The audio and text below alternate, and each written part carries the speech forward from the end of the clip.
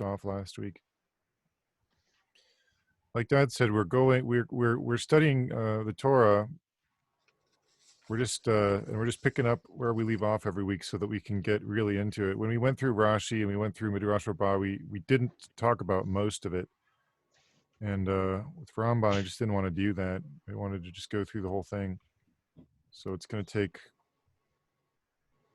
take a long time. I mean, like we're doing some weeks we get through a few verses, but not all the time. Sometimes we get through more than that. But it depends on how much commentary Ramban has. I don't want to miss some big idea because it's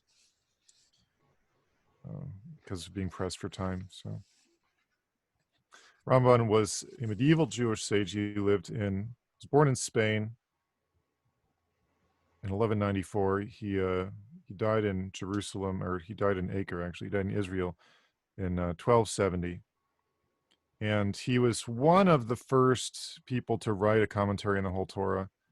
And there were a few that came before him, and he references them a lot. So Rashi wrote his commentary before this, and Abraham ibn Ezra wrote his commentary before this, and Ramban will reference them a lot. So we're getting some Rashi, we're getting some Ibn Ezra.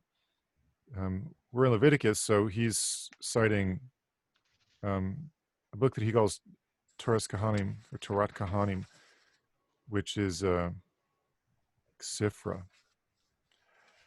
And that is a very ancient source that goes through the book of Leviticus and gives sort of what the laws are. And so it's a halachic commentary. So here's what the laws are, here's where they come from. And then lots of other sources too. The Talmud, obviously, the Midrash, various sources that we don't even have anymore. And Mechilta and some other stuff that we do have. And once in a while, we'll go deeper into one of those, but usually not. Usually Ramban will actually quote the whole part that's relevant. So we're in Leviticus 25. We're studying Ramban so that we can read the Torah from a Jewish perspective. And it may not be the ancient Jewish perspective that we would find in the New Testament. However, it's still helpful to see the Torah from a Jewish perspective, because often what's obvious to an educated Jewish person will not be obvious to us as we're looking at the Torah. We just might be looking for the same things, or we'll miss some grammatical thing or something that's obvious. And if somebody grew up in traditional Judaism, we won't think about it at all. So Ramban will bring up some of those things, and that's fun. Sometimes you just get more detail on how something was actually done and what the laws are, and that's interesting too. So Leviticus 25, about halfway through verse 2, when you come into the land that I give you, this translation is unique to this commentary and reflects Ramban's interpretation, so it's probably going to be different than whatever you have. But that's okay. When you come into the land that I give you, the land shall observe a Sabbath rest for Hashem, which is a traditional circumlocution for the name of God in Judaism. For 6 years you may sow your field, and for 6 years you may prune your vineyard. You may gather in its crop, but on the 7th year there shall be a Sabbath resting for the land, a Sabbath for Hashem. Your field you shall not sow, and your vineyard you shall not prune. And that's about where we stopped last week. And where we ended up was this Haggadah Midrash, which is from Mechilta, which says that if you don't keep the Sabbath year, you're going to end up not being able to plow and harvest the other 6 years either. You're going to have to take like every other year off in order to let the land recover. And so you're only going to get 3 years out of 7 instead of 6 years out of 7 that you're supposed to get. All right. So that's our context, our immediate context. We're starting in verse 5 for this week's commentary. The aftergrowth of your harvest you shall not reap, and your grapes of keeping away you shall not pick. It shall be a year of rest for the land. All right. Grapes of keeping away, aftergrowth of the harvest, these are technical terms, I mean, yes, they have to be interpreted in some definite way because it's the law, and you want to know if you're doing it right, and if you're, if the court is bringing you up with charges of eating these things or reaping these things and picking these things, it has to be evident what line exactly that you crossed. So the terms have to be defined and so forth. Ramban's going to help us understand what these terms mean. First, he starts with Rashi. He starts with Rashi usually, if there's some good Rashi there. Rashi says, even if you did not sow, and it sprouted growths spontaneously from seed that fell onto the ground at the time of the previous year's harvest, and that is what is called aftergrowth. Even if you have some of that, you shall not reap. In other words, you don't take it in a manner that shows that your intention is to take possession of it like you would with a normal harvest. Instead of that, what you have to do is you have to keep it ownerless so that anyone can come and freely take it. So that's what Rashi thinks aftergrowth means. What about grapes of keeping away? The Hebrew for that keeping away is nazirecha, which is the same exact root as a Nazarite, interestingly. Your grapes of keeping away, grapes that, Rashi says, grapes that you kept away and isolated from people, not relinquishing ownership over them, you shall not pick. You may not pick those. You may only pick from those whose ownership has been relinquished. So Rashi's opinion is grapes of keeping away is if you didn't do what you were supposed to do, and you kept people from coming into your vineyard to pick the free grapes during Shemitah, during the Sabbath year, then you're not allowed to pick them either. You can't have those. You got to leave them out there. That's what Rashi thought. Ramban says, now Rashi's intention is that he's of the opinion that if one guards his field and produce against intruders in the 7th year, that produce does not become prohibited to eat. Right? So Ramban doesn't want us to misunderstand Rashi. We might think Rashi is saying that if someone keeps their grapes away, isolates them from people, doesn't relinquish ownership over them, which is breaking the law. You have to do those things. If someone breaks the law, they keep these grapes, keep people from picking these grapes. We might think Rashi is saying that those grapes may not be eaten. Ramban says, don't think Rashi is saying that because that would be wrong. If you read Rashi's commentary on the Talmud, he doesn't say that. He says the opposite. And that the Gemara is clear, the Torah law is clear.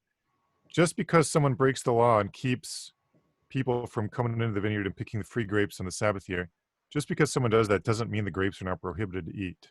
That would defeat the point that they're not prohibited to eat. What Rashi means to say is you just can't pick them all for yourself, bring them into your house, and hoard them.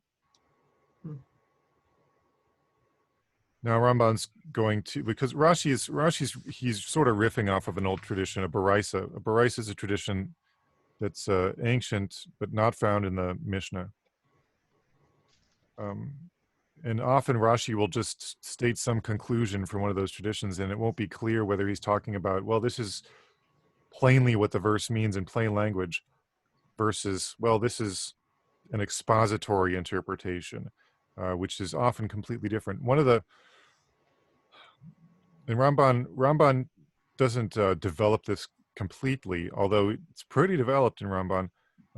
Many of you may be familiar with the idea of 4 levels of interpretation of the Torah, Pardes, 4 levels of interpretation of the Torah. You have Pshat, Remez, Drash, and Sod. 4 different meanings that a person may be able to extract from the same verse.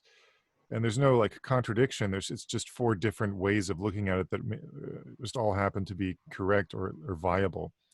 And that system was elucidated clearly and delineated by Bachya, who quotes Ramban all the time. Ramban will often only give maybe he doesn't always use those exact words and categories, but he'll often say, well, this is the plain interpretation. This is the sort of a normal person who speaks Hebrew would understand this verse to mean, biblical Hebrew. But then he'll also talk about an expository or halachic interpretation. Like, so this from this weird grammatical quirk, the sages inferred that this it would be the halacha. This would be the Jewish law. Often Rashi will just give the conclusion of some baraisa that is trying to give a halachic or expository interpretation, even though Rashi's stated goal is to give the plain interpretation of the Torah. So whenever that happens, Ramban says, well, don't misunderstand Rashi here. He's not trying to give the plain interpretation here. He's giving you like the halacha. He's giving you the ruling. He maybe skips the process. He doesn't go through and actually explain the older traditions, the Sifra or these baraisas that we find in various sources. So this Ramban will often go back to these traditions that Rashi references, and I think that's what he's doing here. He says, Ramban says, as for that which is taught in Torah Kahanim, Sifra, is what that's usually called today. And your grapes of keeping away you shall not pick. Just a quote from our verse here. Sifra says, from that vineyard which is guarded in the land, you may not pick grapes, but you may pick grapes from that which is ownerless property. That's the Sifra. The Rashi would explain, Ramban says, Rashi would explain that the Baraisa is meaning to say grapes of keeping away you may not pick while they're still in their state of keeping away, but instead you must relinquish ownership from all the grapes and pick them together with the poor. And so Rashi is not saying these grapes become forbidden. Rashi is saying that while you're keeping other people from picking the grapes in your vineyard on the Sabbath year, you got to keep yourself from picking those grapes too. Once you relinquish ownership and let other people in to pick them, only at that time may you come together with them and pick those grapes. Now but again, that's a sort of a halachic interpretation of this. Ramban's going to demonstrate that he doesn't think this is the normal or just plain language meaning of grapes of keeping away, or grapes nazirecha, your grapes of keeping away. He says, the soundest explanation of the verse is that the phrase your grapes of keeping away is parallel to the phrase the aftergrowth of your harvest. And you shall not pick is parallel to you shall not reap. Because the pattern throughout the entire passage is that Scripture duplicates the law for both of them. It states an exhortation regarding a field and then states an exhortation regarding a vineyard. This might have seemed obvious, but he had to wrestle with Rashi and with Sifra before getting to this point. He doesn't give his own opinion first, usually. If there's some other big opinion out there, he'll talk about that first. It's because he's a humble person. For example, it states 6 years you shall sow your field, and then states you shall prune your vineyard.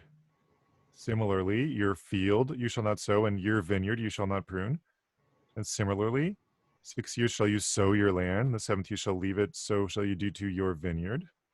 And the explanation of the verse here is that what sprouts on its own in a field, without deliberate plowing and sowing, is referred to as the aftergrowth of his harvest, for it is adjoined to the harvest of the previous year.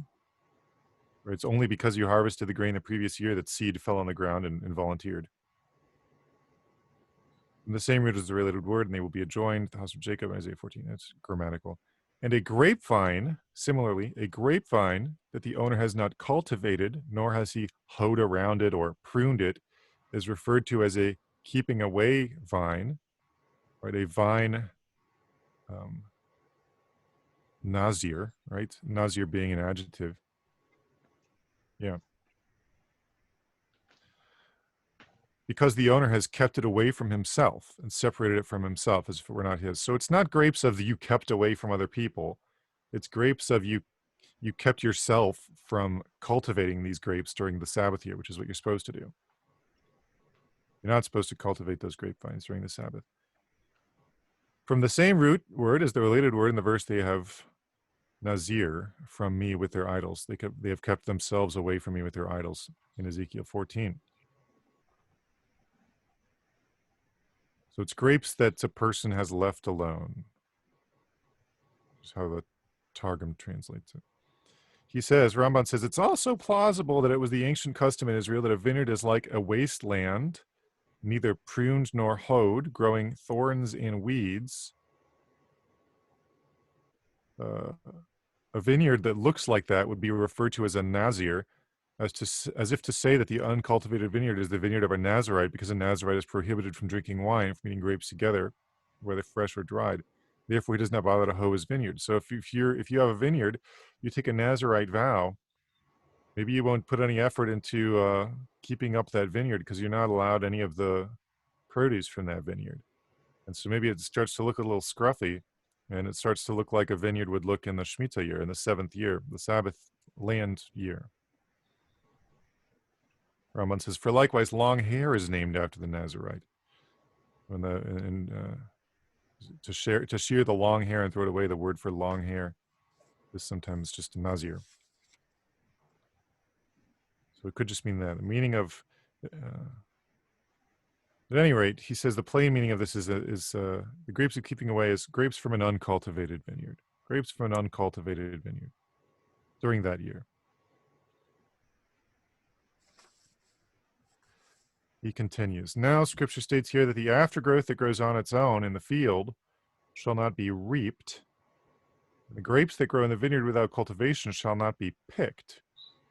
And the explanation of the negative commandments in this verse is that you should not reap by yourself for your own needs, nor shall you pick for yourself. In other words, you don't, even if you haven't sown anything, the stuff is coming up anyway, it's volunteering. Even if you followed the commandment not to sow, this stuff is appearing on your property.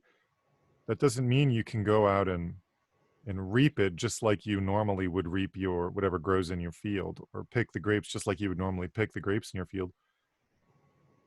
Rather, the ground gets rest both from sowing and from the normal way of bringing the produce in. Just going out and taking all of it, getting all of it, bringing it into the house, into the storehouse. It doesn't mean that no one's allowed to go pick the grapes or pick the plants out of the field. It's not what it means. The whole point is that people can do that, but they can't do it on like an industrial scale, right? You just take a little bit. All right.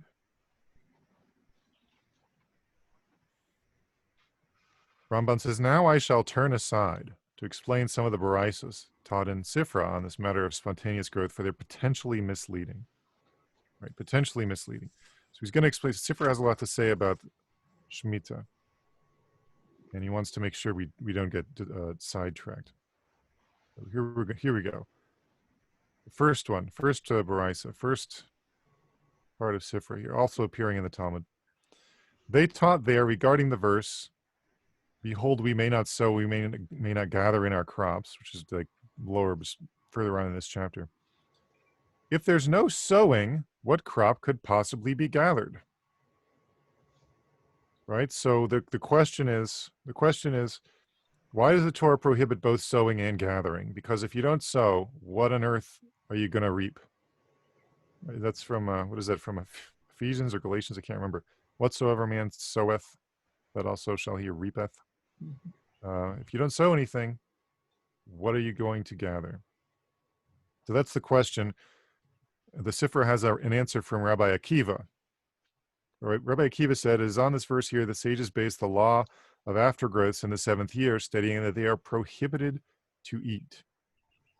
Prohibited to eat. So here we are learning, probably for the first time, if we're reading this not from a Jewish perspective, we're learning that despite the fact that the aftergrowth of the field appears to be permitted for people to go and pick and eat as long as they don't hoard it, the sages have prohibited doing so on the basis that not the plain interpretation, but a rabbinic edict attached to this verse 20 of this chapter, Leviticus 25, we may not gather. We may not gather. Even though that's not Torah law, it's a rabbinic law attached to that verse. Most rabbinic laws are all, I don't know about all, a great number, if not all, rabbinic laws are attached to verses in the Bible with the full knowledge that that's not what the verse means. It's just maybe a hint of this law exists in the verse. If so, oh, sorry, here we go. And it is taught in the continuation of the above passage in Sifra.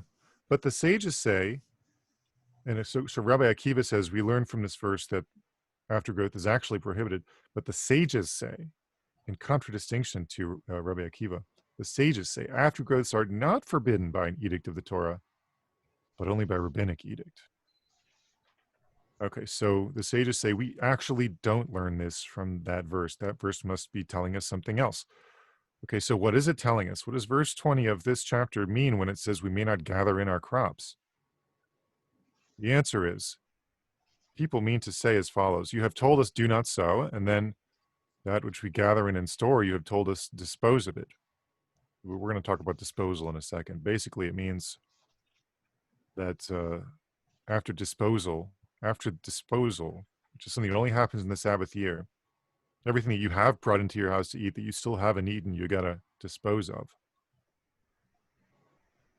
What then will we eat from the time of the disposal and onward? After a certain point, got to dispose of that food that you do have. What you're going to eat after that? And that's what Sifra asks that question. So Ramban says, you see then that according to the words of the majority of sages, the prohibition of eating aftergrowths is only by decree of the rabbis. That's all he wanted us to get out of Sifra there. We're not going to go further into that Sifra. The prohibition of eating aftergrowths is by decree of the rabbis. Why did the rabbis prohibit this? I mean, the Torah seems to say, leave your fields lying fallow, and if anything just happens to grow up, you can go out and you can get it. Why did the rabbis say, actually, most of the time you can't do that? Because people just couldn't help themselves. They were going out and planting anyway, in secret. They were secretly planting crops, and then all this crops would come up, and people would say, look at all this aftergrowth of last year's harvest. What a miracle. And then they would harvest it. So the rabbis issued a decree against eating these spontaneous crops. In many cases, not all cases, as usual, there's exceptions. And we find these exceptions in Talmud Yerushalmi. Talmud Yerushalmi has a lot more information than Talmud Bavli, the Babylonian Talmud, about agricultural stuff in the land, because sages in Babylon were not in the land and did not have to follow many of the agricultural laws of the Torah. Rabbi Yanai said, it's from the Talmud Yerushalmi, the Jerusalem Talmud. Rabbi Yanai said, all aftergrowths are prohibited except for those that sprout in an uncultivated field, a field that you just couldn't, you call it a field, but you're never gonna plow it, you're never gonna do anything with it. Maybe it's a wetland or something, I don't know. In a plowed field, in a vineyard, or in a grain field. Actually, those are all acceptable. I'm not sure what other kinds of fields there are. There's a lot of exceptions here. A plowed field, that's going to be a lot of them. A grain field, yeah. As opposed to what? As opposed to a pumpkin patch, I guess. The reason for the exception of an uncultivated field is because it's just obvious the owner is not paying any attention to it. Why is there an exception for a plowed field? Because the assumption is that the person who owns this field plowed it and then didn't plant it because he's trying to improve the soil. And if he had intentionally sown crops in it, you would not have reaped the benefits of improving the soil. Well, obviously you're not allowed to plow it during the Sabbath year, but you could have plowed it before the Sabbath year, right? Why a vineyard? Why is something that spontaneously grows in a vineyard acceptable? Because no one is going to deliberately plant watermelons in their vineyard, because that breaks Deuteronomy 22:9, forbidden mixtures of seeds. Forbidden mixtures of seeds. No one's going to do that on purpose. Just assumed everyone's following the laws of Kilayim, I guess. Why a grain field? Because you really don't want watermelons grown in next year's grain field. So it's assumed that volunteer veggies in these different kinds of fields are probably not planted by the owner. So the aftergrowth in those places is actually permitted. And they taught there in Sifra on our verse of Baraisa tradition, based on this disagreement between Rabbi Akiva and the sages, as follows: the aftergrowth of your harvest you shall not reap. It is on this verse here that the sages based the law of aftergrowths in the 7th year, saying that prohibited. The sages taught their teaching in accordance with the words of Rabbi Akiva. According to him, the aftergrowth of your harvest you shall not reap means you shall not reap them at all, for they are biblically prohibited to eat. However, according to the words of the sages who disagree with Rabbi Akiva, the intent of this verse is that you shall not make of the aftergrowths a harvest all for yourself. Normally, you pick your grapes as a vintage all for yourself. Rather, you should deal with them in the manner that you would deal with something that is ownerless. Again, the plain meaning of this passage here is that it is not necessarily this rabbinic prohibition against eating aftergrowths in many kinds of fields. It's just you have to deal with this produce as if it had no owner. It has no owner in the Sabbath year.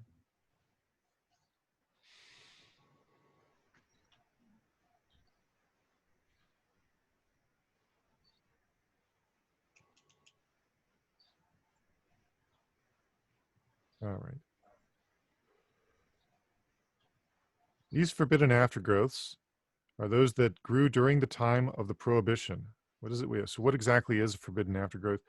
It grew during the time of the prohibition. In regard to grain, anything that reaches a third of its maturity in the 7th year. Similarly, regarding vegetables, all those that sprouted in the 7th year are prohibited by the Torah, according to words of Rabbi Akiva, and by rabbinic edict, according to the words of the sages. He keeps giving both opinions. He's got respect for Rabbi Akiva. Except for those aftergrowths that spring up in those kinds of fields the sages mentioned in Yerushalmi. So there's exceptions. But all vegetables that sprouted in the 6th year and were picked on the 7th year have 7th year sanctity in regard to all of its laws, even if they grew completely in the 6th year but were picked in the 7th. For regarding vegetables, we follow the picking date to determine its status, both regarding tithes and regarding the 7th year status. However, such vegetables are not subject to the prohibition of aftergrowths because they are not aftergrowths of the 7th year. You see, they sprouted in the 6th year. And even if the vegetables increase in size in the 7th year, they're not subject to the law of aftergrowths. So these vegetables that sprout in the 6th year, still subject to all the laws of Shemitah, however, not this rabbinic edict against eating aftergrowths. Eat all of them. You can eat all of them. You just can't hoard them all for yourself. And it is regarding such vegetables that we've learned in a Mishnah. If someone says to a worker during the sabbatical year, here's some money, pick some vegetables. Well, that's permitted. His wages are permitted to him. Similarly, we learned in a Mishnah one may not pick the vegetables of a field and sell them in the market. You can't use this Shemitah produce as a commodity, because if you could, that would be an incentive to break the law and go pick it all for yourself and then take it to the market and sell it. However, he may pick the vegetables and his son may sell in his place, because that's not considered a commercial use. Maybe that's more like a lemonade stand type of deal. I'm not sure. And we learned in another Mishnah as well, rue, wild asparagus, etc. may be purchased from any person in the 7th year, for the likes of these are not grown in guarded fields. I thought that was just the darndest thing to see, that people have been picking asparagus out of ditches for thousands of years. I thought that was just here in Michigan, but it's everywhere for all time. People picking wild asparagus. That it's just assumed that any asparagus you find in the market or wherever, it's kosher. It's okay to buy that, even from someone who you think is probably not keeping the laws of Shemitah for some reason, some suspicion that you have.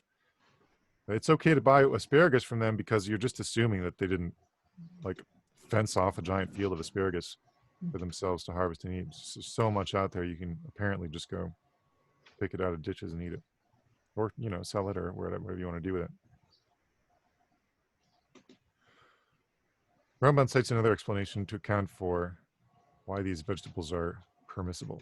He says, there are those who say that regarding these vegetables that are mentioned in this Mishnah, for example, wild asparagus, and all vegetables like them, which people do not commonly plant, but they grow wild on their own on mountains and along rivers, that aftergrowth prohibition does not apply to them at all, even if they sprouted in the 7th year, for the sages decree the prohibition only in regard to those species that are normally planted, in order that unscrupulous people should not come to plant them and then claim they grew on their own. So anything that people don't generally plant, anything that you can just go get for free, uh, and that's a pretty normal thing that happens. These were not, the sages prohibit the aftergrowth of these things under their aftergrowth prohibition. Only things that are normally planted on an industrial scale. Now, of course, in our culture, everything is done on an industrial scale, so the halacha may be different now, but in Ramban's time, this is what he thought. All right. So now Ramban, I think, wants to make sure we don't misunderstand another idea, which is that, you know, Rashi was saying, Ramban was saying that Rashi definitely did not mean to tell us that grapes from a vineyard that had been guarded against people doing what they're supposed to do on Shemitah became forbidden to eat. They're not forbidden to eat. However, he's going to go through and make sure we understand that it is forbidden to do that. The Ramban says, likewise, by law of the Torah, a person may not guard his field and lock it up against the poor during the 7th year, even if he intends to make it ownerless at the time of harvesting. So you might think, well, I'm going to be a real nice guy and I'm going to fence my field off and not let anyone come in here until I've got out and seen that the grain is ready, it's ripe, so people don't waste their time or something. I don't know. Ramban says that's not permitted. The field for the duration of the entire year must be accessible and treated as ownerless for the benefit of the poor. Someone wants to come in and pick some green tomatoes, by gosh, you got to let them do it. Exodus 23:11, and the destitute of your people shall eat. This is, now Mechilta riffs on this verse. He's quoting Mechilta on this verse. The destitute of your people shall eat. One might say, now for what reason does the Torah say not to harvest my field? Is it not so that the poor should eat its produce? Then I will gather in the produce and then distribute it to the poor myself. So in order to disabuse us of the notion that that fulfills the law here, the Torah therefore states, in the 7th you shall leave it and relinquish it, telling us that he is to make breaches in the fence around his field to allow the poor unfettered access to the field during the Shemitah year. This is one of the Torah laws that the rabbis accepted people from. The rabbis said, the Torah says you have to cut holes in your fence every 7 years so that the poor can have unfettered access to your field. However, we're not going to say that you have to actually do that. You do have to let the poor in, but you don't have to cut holes in your fences. It's, which I think is sensible. For the benefit of society is what Mechilta actually says. For the benefit of society, for a better world, we're not going to make people cut holes in their fences every 7 years. However, you're still not allowed to guard your field and gather in the produce yourself, even if your intention or stated intention is to give it away later. And not only, so the rabbis strengthened this prohibition. Not only is one not permitted to guard his field, but the sages instituted a decree against purchasing produce from one who guards his field in the Shemitah year, or even from one who's suspected of doing so. So produce grown in a vineyard that was guarded by someone, that produce may not be sold. Produce may not be sold. And this is the explanation of what we learned in the Mishnah cited above. Vegetables may be purchased from any person. These certain vegetables that grow wild are permitted to be purchased from any person in the 7th year, for the likes of these are not grown in guarded fields.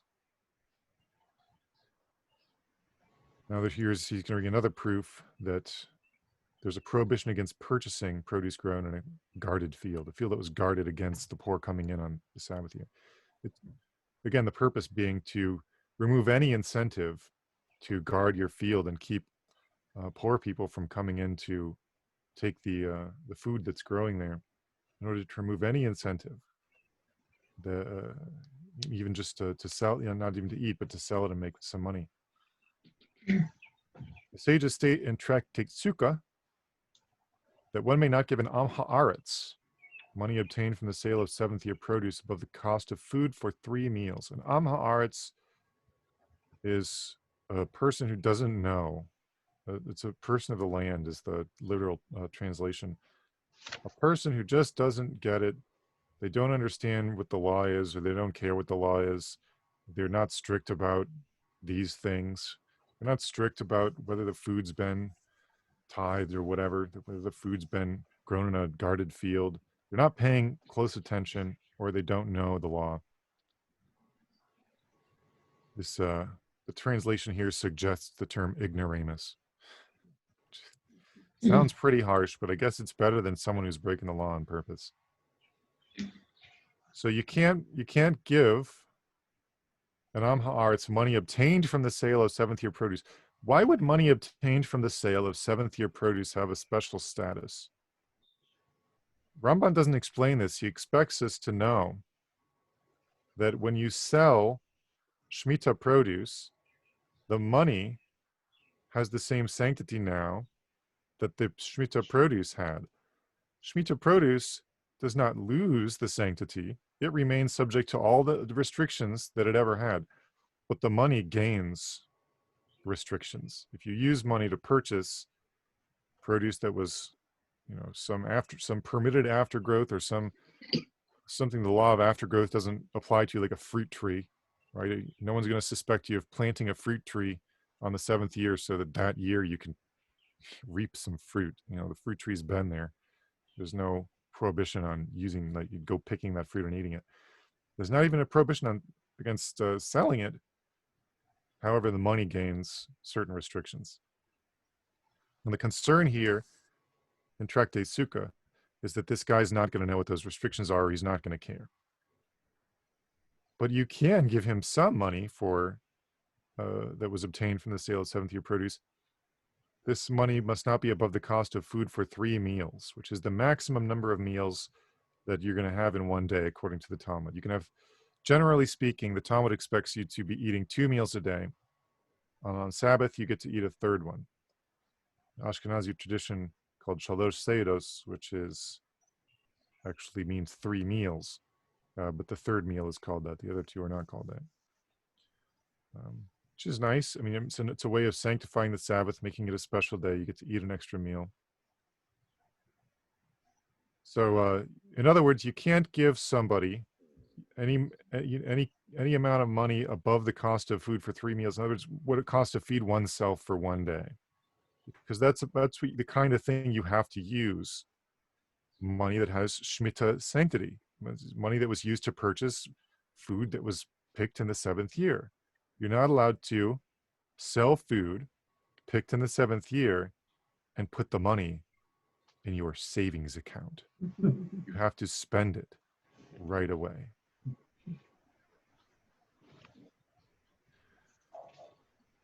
Something I never would have known without Ramban pointing it out. In regard to what was this stated? When he purchases from a field that was treated as ownerless, as required by Shemitah law. So this is when all the laws have been followed. You still can't give this simpleton, this person who just doesn't know or doesn't care, very much of this money. But if he purchases produce from a guarded field, it's forbidden to make this purchase even for as little as half an isar, which the commentary doesn't even bother giving a monetary equivalent. It's just a pitifully small amount of money, because there's an extreme restriction against picking produce from a guarded field and then selling it. It's completely forbidden. The reason for this distinction is because one who purchases produce from a field that was treated as ownerless, that is to say, purchases food items that people normally bring from ownerless land. So all of things that are permissible. Or in a case where he knows for a fact that this am haaretz, this ignoramus, bought the produce from an ownerless place, is purchasing produce from him permissibly, except that if he gives him too much money, because he's not going to use it correctly. We are concerned regarding an Amharitz. He'll perhaps use the money for commercial purposes, which is forbidden. However, from one who purchases fruit items that are normally guarded, in which from a guarded field, even for the smallest amount, we're concerned that perhaps this ignoramus guarded that food, and therefore it's prohibited to purchase from him even a small amount of such produce, even for any price.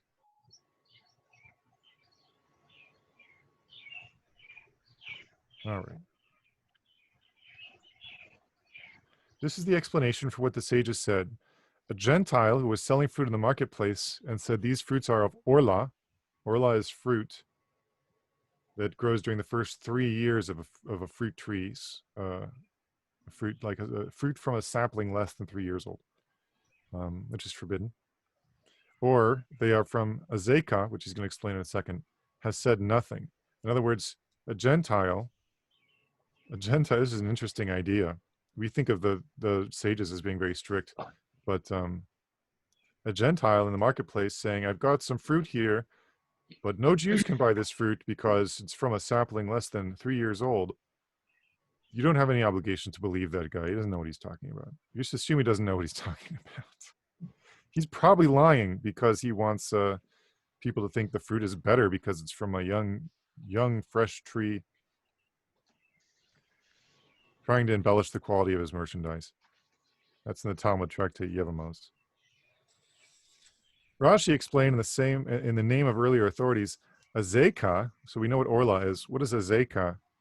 Produce that came from a guarded orchard with a fence surrounding it, right? And this would be the reason he would say, the reason a Gentile might warn someone not to buy this produce would be as if it's a Jewish person. They wouldn't be permitted to buy this produce at all. It'd be just as forbidden as Orla. And the explanation of their statement is that if we were to believe the seller that the fruit comes from a guarded field, it would be prohibited to purchase the fruit from him. But as the Talmud says, you don't have to believe the seller if they're a Gentile. The Jews do not expect Gentiles to know what is going on with Jewish law. We're going to try to figure it out anyway, but we're not. It's nice to know the expectation is low sometimes. So there's a whole lot of Jewish law. All right. Now, if we were to believe the seller, it would be prohibited to purchase the fruit. There are several possible reasons for this. If he was selling his goods in a city with a majority of Jews, we're concerned that perhaps the seller is a sharecropper for a Jew and guards the owner's field for him, which is prohibited. Or we're concerned that perhaps he picked the produce from the guarded field of a Jew and is now selling what he had gathered, which is prohibited. Or that the fruits belong to a Jew who had guarded his field and this Gentile is selling them on his behalf. So we think there are some situations where the Gentile might be telling the truth. He says, or even if we assume the Gentile is selling the fruits of his own field, it may be forbidden. Because maybe a non-Jew does not have the ability to take possession of land in Eretz Yisrael, land of Israel, with respect to canceling the laws of Shemitah on that land. Okay, so this is something that is disputed. If a Gentile, in the Talmud it's disputed, I think the halakha is settled by now, but there may still be some disagreement on this. Does all land in the land of Israel, I think there is some disagreement on this. The modern Orthodox, let me try to remember correctly. A modern Orthodox rabbi will say, if you're a Jewish person, you own land in the land of Israel, you are not allowed to plow and sow and reap and so forth on your land. However, if the land belongs to a non-Jewish person, then it's not your land, and therefore you are permitted to do the normal agricultural stuff on it that you would normally do.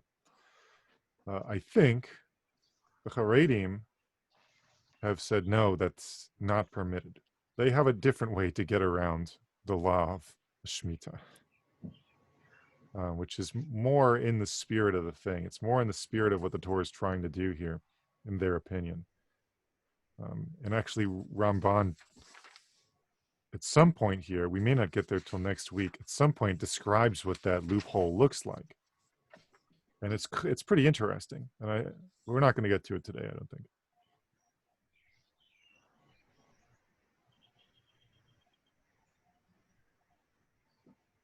Ramban says, in any event, what he's trying to get to here, even going through all these passages from Sifra and Talmud, he says, in any event, the sages did not prohibit eating the fruits of a field that was guarded to any person, not even to the person who was guarding it.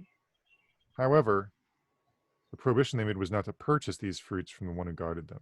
The fruit does not. The food does not become forbidden to eat. It's just the person who's guarding it cannot go out and harvest the food, and also you're not allowed to guard it in the first place. But just because fruit came from a field that was guarded doesn't mean that if you happen to have some of that food that you're not allowed to eat it. You can still eat it. And for this reason, the reason the sages taught in Torah's Kahanim, and your grapes of keeping away you shall not pick, which means from that which is guarded in the land you may not pick, but you may pick from that which is treated as ownerless property. You shall not pick. What does this mean? You shall not pick in the manner of pickers. You shall not pick in the manner of pickers. I like that. How does a picker pick? In other words, the normal way of picking these grapes, you wait until they're all ripe, and then you go pick them all, and then you put them all in the wine press, and then you step on them, and then you take all the juice and you ferment it into wine. That's forbidden. Grapes may not be trampled in a wine press, but one should instead press them in a kneading trough. I don't know if you've ever bought small batch anything, small batch whiskey, small batch wine. That's what you got to do in the 7th year. You can't use the normal industrial scale implements for processing the grapes, because that implies that it's not ownerless property. It implies that you do own it all. And the explanation of this is as follows. He's going to explain what we just read. Ramban's explaining what we just read.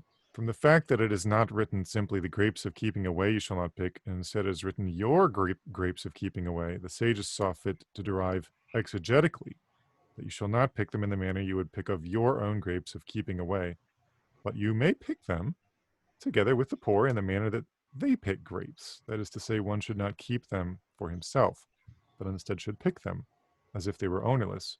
And also, you should treat the grapes in the manner that the poor do, by pressing them in a kneading trough. In other words, in very small quantities.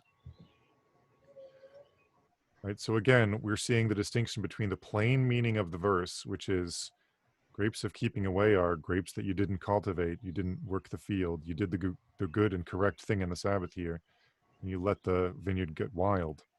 Those grapes you shall not pick on an industrial scale and process them.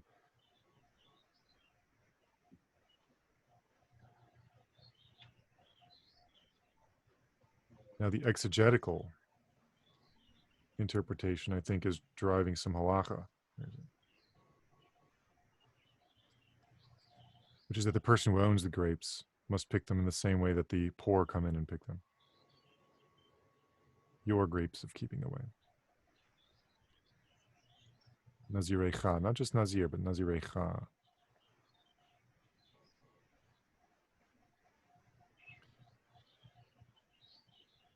Otherwise, you might think that,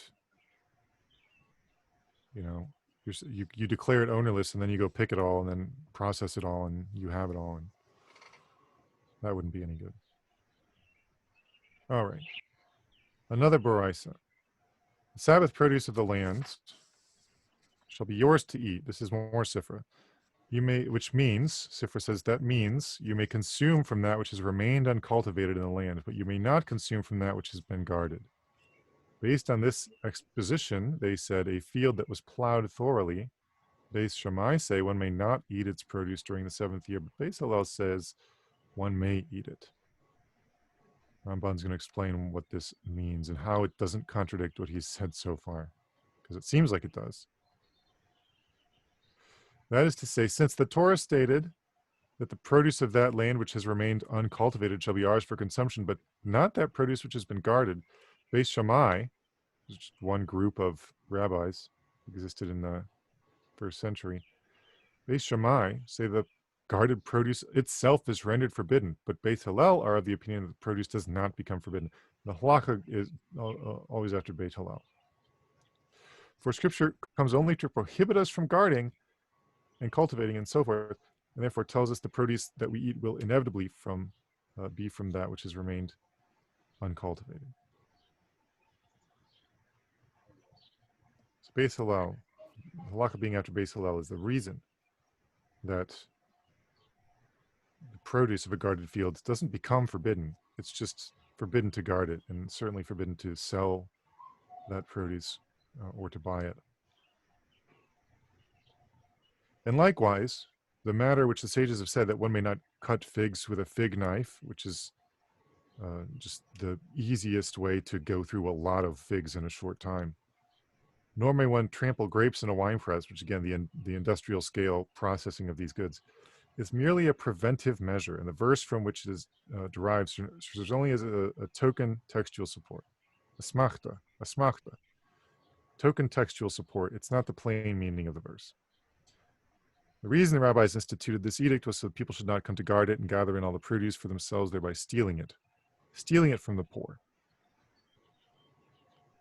It's an interesting way of thinking about it. Failing to give something to the poor that the Torah says you should have given to the poor is the same thing as stealing from the poor, because the Torah assumes the case in which you obey, and it belongs to the poor already. This is the meaning of the matter that is taught in Sifra here in these baraisos, in these traditions. It's a good and clear approach in the understanding of the relevant passages in Talmud, and he who is wise and proficient will comprehend and will find that this approach is correct. I like that. He's very competent. Well, that's all the time we've got. We did one verse. I thought we would get through more than one verse, but it's just a lot of meat here. There's a lot to chew on. And it's the seventh year, the Shemitah, is something that we have, the only people that have any contact with this are people who just study Torah all day, or people who live in the land of Israel, because it's still a halakhic obligation. So it's one of those verses that can seem a little bit distant, and one of those ideas. It's like, well, what about this, or what about that? What about wild asparagus that grows in the ditch? It's going to be okay, right? Well, getting some of those details, I think, helps us get a clearer picture of the living Torah, how it would have been lived out, how it is lived out in the land of Israel today. And it's those, getting that additional detail and color. The more of that we have, I think the better we're going to understand the New Testament. And it's all good Bible stuff anyway. All right, any questions on Leviticus 25, verse 5? I was wondering if they grew crops for animals, for their farm animals. Could they grow something in the seventh year for their farm animals? That's a good question. The Torah goes on in the next few verses, and in verse 7, right? In verse 7, it says, for your animal and for the beast that is in your land shall all its crop be to eat. I'm guessing that this means that the animals are in the same boat. Everybody is eating Shemitah produce.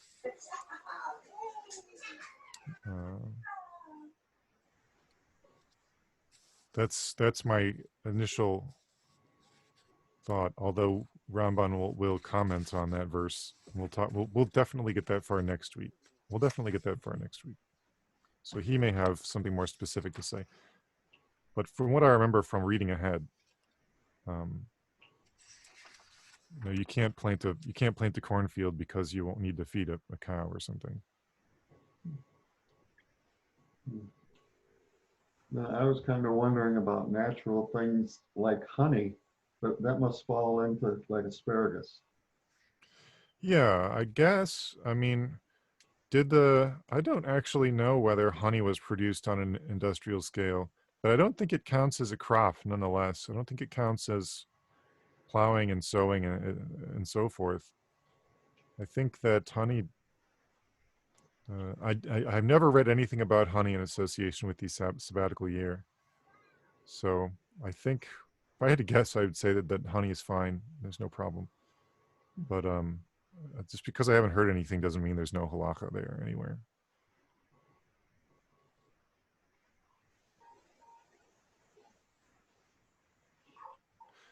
All right. Well, we'll pick up next week in Leviticus 25, verse 6. We'll get farther next week. This verse just had a lot. Ramban had a lot to say about it. Just went on and on. But we're Bill never going has to a go through question. Sifra. Oh, sure. Would it be allowable to purchase produce at Aldi's, Walmart, Myers in that Shemitah year, not knowing where the produce came from? Yeah. So I'm about 99.9% sure that as long as it's certified kosher, you're not going to end up with produce that was incorrectly dealt with during the Shemitah year.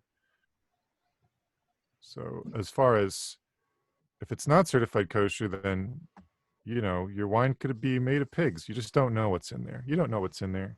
But if it's certified kosher, then I'm sure that's one of the things they check for, because the whole point of the certification process is you can have confidence in that what you're buying is halakhically okay to eat.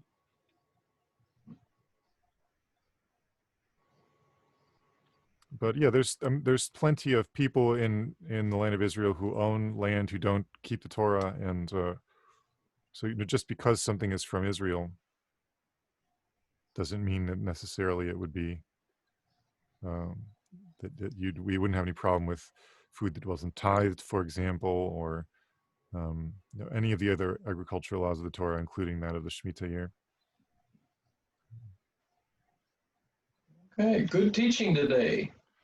Well, thanks. We do our best. I'm gonna go check on the fam, see how they're doing. I'm good. I'll